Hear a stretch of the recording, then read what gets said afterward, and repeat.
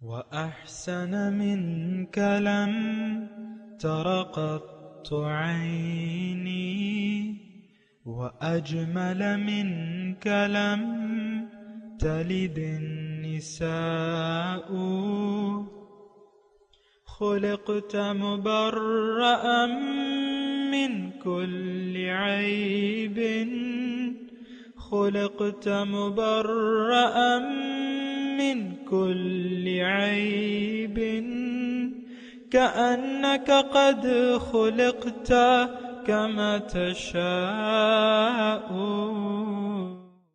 كتاب أنزلناه إليك مبارك ليدبروا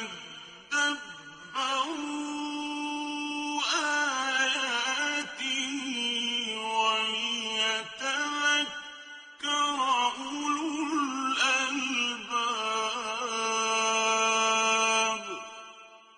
یہ کتاب برکت والی ہے جسے ہم نے آپ کی طرف نازل فرمایا ہے تاکہ دانش مند لوگ اس کی آیتوں میں غور و فکر کریں اور نصیحت حاصل کریں. اللہم صلی علی سیدنا محمد وعلی آل سیدنا محمد بعدد کل ذرۃ مئۃ الف الف مرۃ. سامعین و ناظرین کرام، السلام علیکم ورحمۃ اللہ وبرکاتہ. سامعین کرام، سورہ قصص آیت نمبر 85. آج کا موضوع اللہ تعالی ہی ہمارا مقصود حیات ہیں.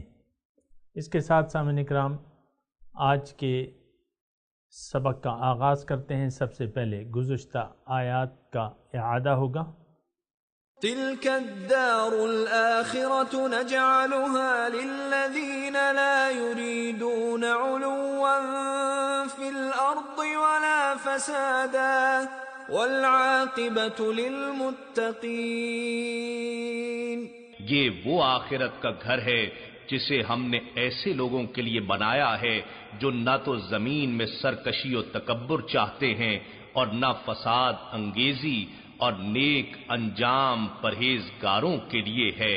من جاء بالحسنة فله خير منها ومن جاء بالسيئة فلا يجزى الذين عملوا السيئات إلا ما كانوا يعملون.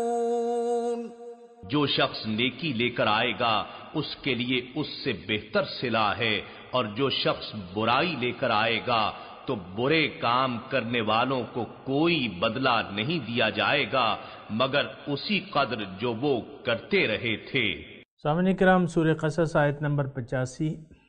لفظی ترجمہ: ان الذی فرض علیک القرآن، بے شک وہ ہستی جس نے آپ پر قرآن فرض لازم کیا ہے، یعنی قرآن کی تبلیغ، قرآن کی اشاعت. لرادک الی معاد، ضرور پھر لائے گا تمہیں، واپس لے آئے گا تمہیں لوٹنے کی جگہ. معاد لوٹنے کی جگہ کو کہتے ہیں. قل ربی عالم من جاء بالہدی ومن هو فی ضلال مبین. آپ کہہ دیجئے میرے رب جانتا ہے کہ کون سیدھے راستے پر ہے، کون ہدایت پر ہے، اور من ہوا فی ضلال مبین، اور کون واضح گمراہی میں ہے. سامعین اکرام، یہ سورت جو ہے مکی ہے اور مکے کے 7ویں سال تقریباً اس کا نزول ہے. اور یہاں تھوڑا سا اشتباہ ہو جاتا ہے بعض لوگوں کو کہ یہ لرادک الی معاد، یہ مکے یعنی جنہوں نے مکے کو آپ کو واپس لے آئے گا، مکے میں واپس لے آئے گا، جبکہ یہ 7 نبوی ہے. سامعین اکرام، 7 نبوی میں تو ایسے حالات نہیں تھے، جدوجہد تھی، تبلیغ تھی، ابھی ہجرت کا کوئی اتا پتہ نہیں تھا. تو بہرحال اس کا مطلب کیا ہے؟ یعنی یہ ایک سوال بنتا ہے نا. ان الذی فرض، دیکھیں اس کا مطلب بالکل واضح ہے. وہ یہ ہے کہ نزول قرآن سے پہلے یا حضور صلی اللہ علیہ وسلم کی دعوی نبوت سے پہلے، یعنی 40 سال سے جب انہوں نے رسالت کا دعویٰ کیا اور جبرائیل علیہ السلام تشریف لائے اور حضور صلی اللہ علیہ وسلم کو اللہ تعالیٰ کا پیغام پہنچایا، اس سے پہلے حضور صلی اللہ علیہ وسلم کی حالت یعنی ہر طریقے سے حالت اچھی تھی، مالی حالت بھی اچھی تھی، کاروبار تھا، حضرت ختیجہ سے انہوں نے شادی کی ہوئی تھی اور وہ تجارت اور وغیرہ یہ جو کرتے تھے، تو مالی حالت بھی اچھی تھی اور جو شہرت تھی وہ بھی اچھی تھی، صادق الامین تھے، یعنی مشہور تھے بھی اور مشہور بھی تھے، اور لوگوں کا ان کے اوپر اعتماد بھی تھا۔ اور آپ یاد کریں وہ واقعہ جب خانہ کعبہ کی اثر نو تعمیر ہو رہی تھی اور حجر اسود کو رکھنے کا موقع آیا تو لڑائی تقریباً تیار تھی مختلف قبیلوں کے درمیان، ہر ایک یہ خواہش مند تھا کہ یہ اعزاز اسے حاصل ہو۔ بہرحال ایک شخص نے کہا کہ بھئی ابھی اس بات کو چھوڑ دو اور دیکھو صبح سب سے پہلے جو آئے گا حرم میں تو اس سے اپنا فیصلہ کرا لینا۔ تو لوگ انتظار میں تھے، حضور کو پتہ نہیں تھا لیکن سب سے پہلے وہ تشریف لائے، تو لوگ خوشی کے مارے چلا اٹھے، ھذا صادق ھذا امین، اور حضور نے پھر جو فیصلہ کیا وہ بھی تاریخی ہے سامنے کرام۔ تو عزت کے لحاظ سے اور یعنی ایک باعتبار ہستی تھے اور ایک معزز ہستی تھے، لیکن جب حضور نے دعویٰ کیا نبوت کا اور کلمہ توحید کی بات کی کہ بھئی یہ باقی معبود غلط ہیں، ایک اللہ ہی معبود واحد ہے، تو لوگوں نے پھر ان سے نفرت کا معاذ اللہ نفرت کا اظہار کیا، ان کی دعوت کو ٹھکرا دیا۔ یہ جس وقت یہ صورت نازل ہوئی ہے تو اس وقت وہ تقریباً مخالفت جو تھی وہ اپنے عروج پہ تھی اور جاری تھی۔ کچھ مسلمان جو تھے وہ ہجرت حبشہ کر بیٹھے تھے اور جو یہاں تھے 30-40 لوگ تھے، 50 لوگ تھے، جو بھی تھے، تو ان پہ ظلم و ستم کے پہاڑ توڑے جا رہے تھے اور حضور صلی اللہ علیہ وسلم پہ آپ دیکھیں کہ ان کی ہتک کی جا رہی تھی۔ وہ آپ واقعہ یاد کریں کہ ابو جہل نے کسی سے کہا کہ بھئی وہ یعنی اوجری جو تھی وہ لا کے ڈالی گئی۔ بہرحال وہ یعنی اتنے پھر آپ نے یعنی کم حیثیت لوگوں کی نظر میں ان کو حقیر سمجھا گیا، حقیر تھے تو نہیں، لیکن اب اللہ تعالیٰ ایک بات یہاں فرما رہے ہیں کہ دیکھو ان الذی فرض علیک القرآن، وہ ہستی جس نے قرآن کی تعلیم، قرآن کی تبلیغ آپ پہ لازم کی ہے، لرادک الی معاد، آپ کو واپس اسی مقام پہ پہنچا دے گی بلکہ اس سے بہتر۔ اور آپ دیکھیں کہ اس میں اور بھی نقطے ہیں، میں یہ مضمون ذرا گہرا ہے سامنے کرام۔ بہرحال وہ اب عزت کیسے ملی حضور صلی اللہ علیہ وسلم کو، وہ عزت کیسے ملی؟ مکے والوں نے حضور کی ہجرت کے بعد بھی ان سے مقابلہ کیا اور کرتے رہے، یعنی آخری جو جنگ تھی وہ جنگ احزاب تھی۔ تو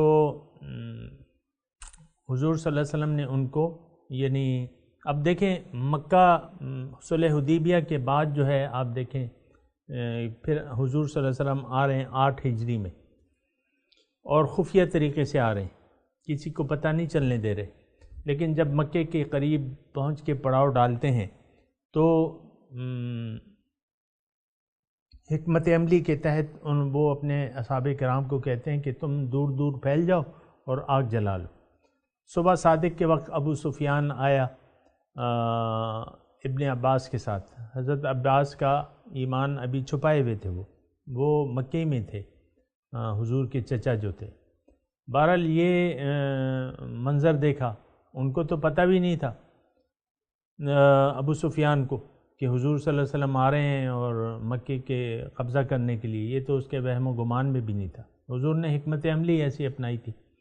بہرحال حضور صلی اللہ علیہ وسلم کی جب وہ تیاری دیکھی اور وہ لشکر دیکھا، 10,000 کا لشکر تھا اور وہ پھر اور بھی پھیل گئے تھے جگہ جگہ آگ وغیرہ، تو 10,000 آدمی جب، تو اس نے ابو سفیان نے اپنے حضرت عباس کو کہا کہ بھئی تمہارے بھتیجے نے تو بہت بڑی بادشاہی حاصل کر لی ہے، یعنی اتنا بڑا لشکر دیکھ کے کہا یہ تو بمشکل کھینچ تان کے 10,000 لوگ لائے تھے، اور حضور صلی اللہ علیہ وسلم کے تو اپنے جانثار تھے، 10,000 کا لشکر تھا۔ تو دیکھیں وہ عزت جو اب ان کو مل رہی ہے، اب پھر آتے ہیں خانہ کعبہ اور پھر سب کے سامنے جو ہے بت گرا دیتے ہیں حضور صلی اللہ علیہ وسلم، اور سب کو بلا کے اجتماع عام میں پوچھتے ہیں کہ بھئی میں کیا کروں تمہارے ساتھ، تمہارا کیا خیال ہے میں تمہارے ساتھ کیا کروں گا؟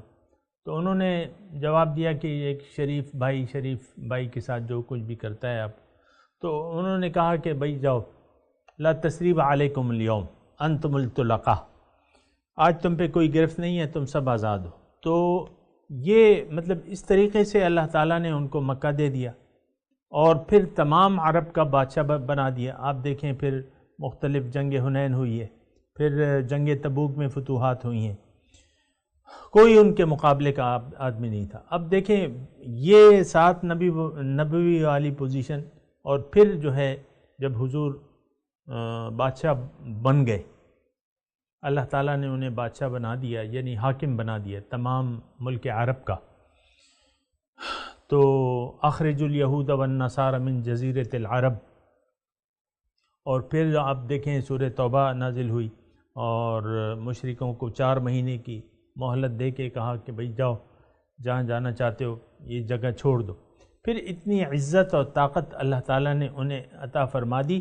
تو اس بارے میں ہے کہ ان الذی فرض علیک القرآن، وہ ہستی جس نے آپ پہ قرآن کی تبلیغ لازم کی ہے، آپ کو واپس اس مقام تک بلکہ اس سے بھی زیادہ پہنچا دے گی۔ لرادک الی معاد، واپس لوٹنے کی جگہ، یعنی وہ آپ کو آپ کا مقام اور جو کچھ بھی آپ کی حیثیت تھی اس سے بہتر اللہ تعالیٰ مقام اور اللہ تعالیٰ نے عطا کر بھی دی۔ تو یہ مطلب وہ ہے کہ کوئی فکر کی ضرورت نہیں ہے۔ باقی کہا جا رہا ہے قل ربی عالم، اس وقت تو لوگ جو تھے حضور صلی اللہ علیہ وسلم کو یہ کہتے تھے کہ معاذ اللہ یہ صابی ہو گئے، بے دین ہو گئے، قافلوں میں جا کے کہتے تھے نا یہ بے دین ہے، یہ ساحر ہے، مجنون ہے، مختلف چیزیں جو ہیں۔ تو پھر اس کے جواب میں مختصر بات کہ میرا رب جانتا ہے، من جاء بالہدی، کہ کون ہدایت لے کے آیا ہے، ومن هو فی ضلال مبین، اور کون واضح گمراہی میں ہے، یہ رب کو معلوم ہے۔ یعنی اس کا مطلب یہ ہے کہ آپ اپنا کام کیے جائیں، آپ ان سے کہتے ہیں کہ بھئی تم جو کچھ بھی کرتے ہو کرو، اور میرا رب جانتا ہے کہ کون ہدایت پہ ہے۔ پھر یہاں یہ بھی کہا جا رہا ہے کہ آپ کو لفظی ترجمہ وما کنت ترجو، آپ کی یہ امید نہیں تھی، ان یلقى الیک الکتاب، کہ آپ پہ کتاب نازل کی جائے گی، الا رحمتا من ربک، لیکن یہ ایک رحمت ہے آپ کے رب کی طرف سے، یعنی کہ آپ کے رحمت کی طرف سے اس کتاب کا نزول ہوا، فلا تکونن ظہیرا للکافرین، تو آپ کافروں کے مددگار نہ بنیے۔ یعنی آپ کی یہ امید نہیں تھی۔ یہ جملہ گزشتہ آیت جو ہم نے پڑھی ہے اس سے ملتا ہے، ان الذی فرض علیک القرآن، وہ ہستی جس نے قرآن آپ پر لازم کیا ہے۔ یعنی آپ تو اپنے رب کا کام کر رہے ہیں، آپ تو اپنے رب کی ڈیوٹی انجام دے رہے ہیں، تو رب تو غالب ہے، تو آپ کو واپس اس مقام پہ لے آئے گا، اور آپ کو تو پتہ بھی نہیں تھا۔ یعنی آپ کا اتنا اس کام میں کوئی یعنی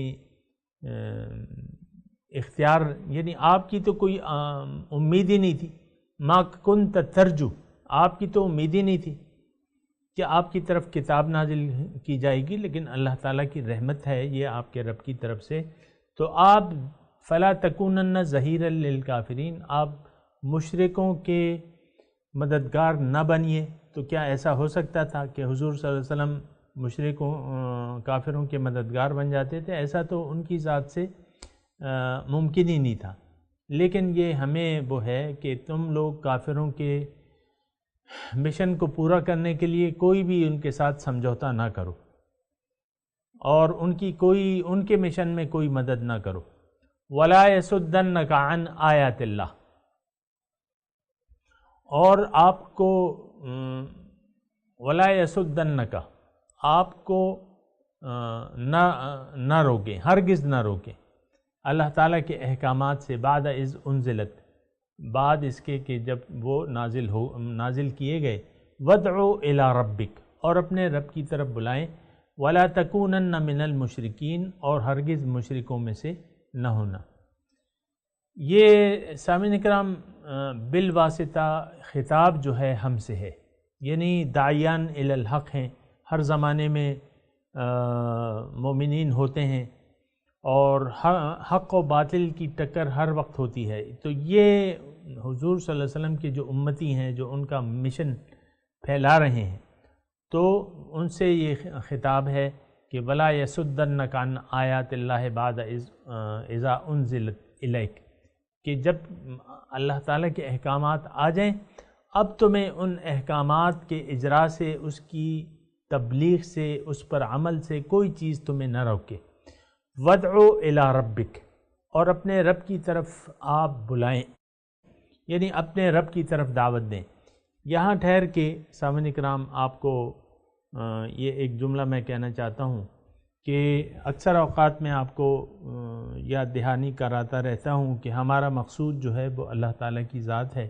ہمیں اللہ تعالیٰ نے اپنے لیے پیدا کیا ہے، یہ دنیا پیدا اس لیے کی گئی ہے کہ انسان اپنے رب کی طرف واپس لوٹ جائے اور اس قابل ہو جائے کہ وہ رب کی ملاقات کر سکے، رب کا دیدار کر سکے۔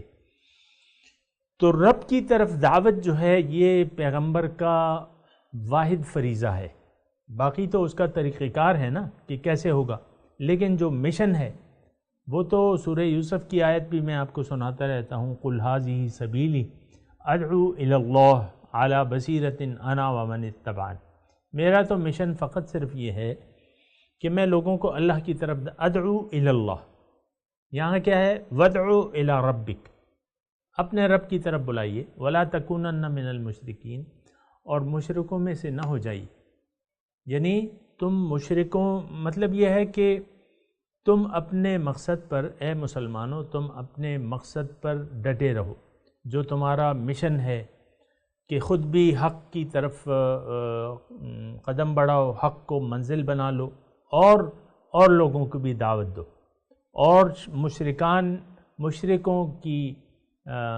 مشرکوں میں سے نہ ہو جاؤ۔ سامعین کرام، اس بات کا امکان رہتا ہے، انسان کمزور ہے، اور یہ حق کی طرف جب قدم بڑھاتا ہے حق کو منزل بنا کے، تو اس بات کا امکان رہتا ہے کہ شیطان اس کو کہیں بھٹکا نہ دے، نفس کے یہ جھانسے میں نہ آ جائے، اور ایسا قرآن میں ہے، یعنی یہ امکانات میں سے ہے، کیونکہ انسان کمزور ہے، جیسے کہ میں نے آپ کو کہا کہ یہ ایک امکان ہے اس کا، وَاتْلُ عَلَيْهِمْ نَبَأَ الَّذِي آتَيْنَاهُ آيَاتِنَا فَانْسَلَخَ مِنْهَا فَأَتْبَعَهُ الشَّيْطَانُ فَكَانَ مِنَ الْغَاوِينَ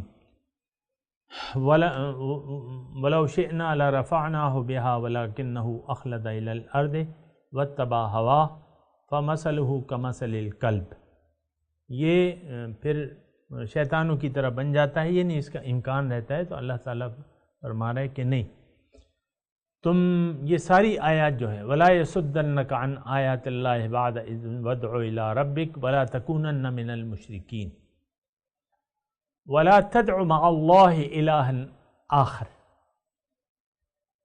آخر میں ایک جامع جملہ سامعین کرام اللہ تعالیٰ ارشاد فرما رہے ہیں کہ اللہ کے سوا کسی دوسرے معبود کو نہ پکارو، نہ مقصد میں، نہ اطاعت میں، نہ محبت میں، لا الہ الا ہو۔ اب یہ وہ کلمہ ہے سامعین کرام جو کامیابی کی کنجی ہے، کہ کوئی معبود نہیں ہے ماں سوا اس کے، اللہ تعالیٰ ہی واحد مقصود، محبوب و مطلوب اور معبود ہے، لا الہ الا ہو۔ کل شیء ہالک الا وجہ، ہر شے ہلاک ہونے والی ہے، ختم ہونے والی ہے، لیکن اس کی ذات تو جو باقی ہے اس کے ساتھ دل لگانا چاہیے، اسی کو منزل بنا کے اسی کی طرف رخ کر کے زندگی گزارنی چاہیے، اس کے راستے پر چلنا چاہیے۔ لہ الحکم و الیہ ترجعون، حکم جو ہے اس کا ہے، کیا مطلب؟ اطاعت جو ہے وہ اسی کا حق ہے، حکم حاکم وہی ہے، حکم حاکم کا ہونا چاہیے۔ لہ الحکم یعنی یہ شان بس اس کی ہے کہ اس کے سامنے تم سر جھکا لو، اور کیوں نہ جھکاؤ گے، وَإِلَيْهِ تُرْجَعُونَ، تم اسی کی طرف واپس لوٹ کے جانا ہے۔ تو جس کے پاس لوٹ کے جانا ہے اسی کا پھر خیال رکھنا ہوگا۔ الحمدللہ اللہ تعالیٰ کا لاکھ لاکھ شکر ہے کہ اس صورت کے مضامین کو اس نے ہمیں سمجھنے اور مجھے بیان کرنے اور سمجھانے اور آپ کو سمجھنے کی توفیق عطا فرمائی۔ اللہ تعالیٰ سے دعا ہے کہ جس طریقے سے اس نے اس صورت کے مضامین کو ہمیں سمجھنے کی توفیق عطا فرمائی، اگلی صورت سورہ عنکبوت جو شروع ہونے والی ہے وہ بھی بڑی بنیادی صورت ہے، تو اس کے مضامین کو بھی اللہ تعالیٰ مجھے بیان کرنے اور آپ کو سمجھنے کی توفیق عطا فرمائے۔ اب ان آیات کی تلاوت کرتا ہوں میں۔ اعوذ باللہ من الشیطان الرجیم، بسم اللہ الرحمن الرحیم۔ میرے ساتھ دہرائیے، ان الذی فرض علیک القرآن لرادک الی معاد قل ربی اعلم من جاء بالہدی ومن هو فی ضلال مبین وما كنت ترجو ان یلقى الیک الکتاب الا رحمة من ربک فلا تکونن ظہیرا للکافرین ولا یصدنک عن آیات اللہ بعد اذ انزلت الیک وادع الی ربک ولا تکونن من المشرکین ولا تدع مع اللہ الہا آخر لا الہ الا ہو کل شیء ہالک الا وجہہ لہ الحکم والیہ ترجعون۔ اب ان آیت کا ترجمہ سنا دیجئے۔ ان الذی فرض علیک القرآن، بے شک وہ ہستی جس نے آپ پر قرآن لازم کیا ہے، یعنی اس کی تبلیغ، لرادک الی معاد، آپ کو واپس اسی مقام پر پہنچا دے گی۔ قل ربی اعلم من جاء بالہدی، آپ کہہ دیجئے کہ میرا رب جانتا ہے کہ کون ہدایت لے کے آیا ہے، ومن هو فی ضلال مبین، اور کون واضح گمراہی میں ہے۔ وما کنت ترجو ان یلقى الیک الکتاب،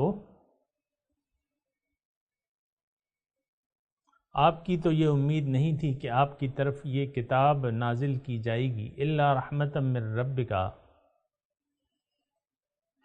لیکن یہ تو آپ کے رب کی رحمت کی وجہ سے یہ ہوا ہے۔ فلا تکونن ظہیرا للکافرین،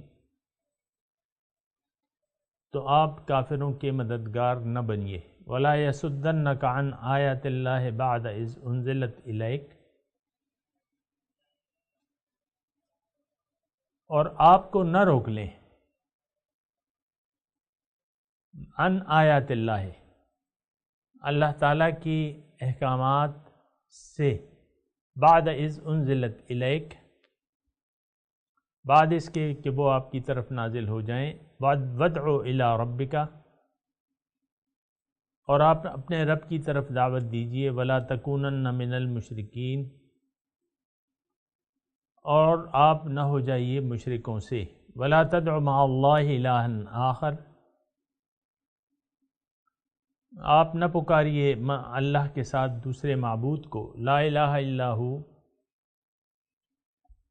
کوئی معبود نہیں ہے ما سوا اس کے، کل شیء ہالک الا وجہہ، ہر چیز فنا ہونے والی ہے، لیکن اس کی ذات لہ الحکم و الیہ ترجعون۔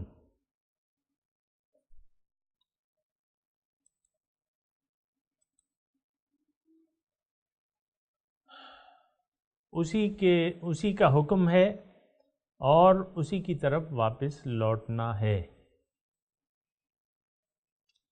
اسی کی طرف تم لوٹ کے واپس جاؤ گے۔ سامعین کرام، اب ان آیات کی تلاوت اور ترجمہ۔ إن الذي فرض عليك القرآن لرادك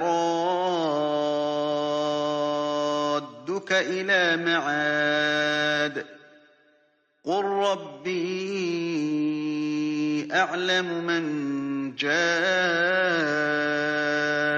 بالهدى ومن هو في ضلال مبين. He who ordained the Quran for you will return you home. Say, my Lord knows best who comes with guidance and who is in manifest error. وما كنت ترجو أن يلقى إليك الكتاب إلا رحمة